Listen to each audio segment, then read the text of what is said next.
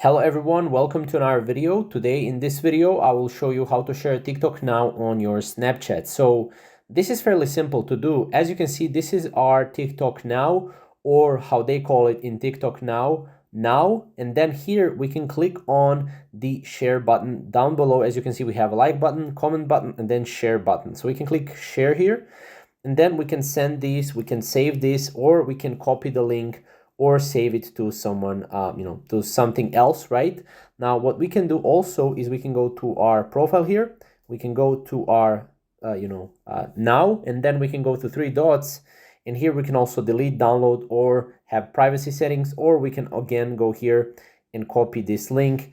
And then we can go into our Snapchat here.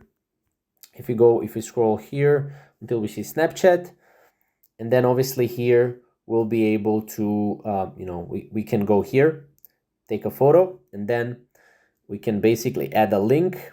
And then in the link, we can add TikTok Now, and we can click allow, and then click on TikTok Now here, attach to Snap, and then here we can click next, and then we can put it on our story, as you can see. So that's pretty much how to share TikTok Now on Snapchat. If you have any questions or comments, comment down below, and we'll see you in the next video.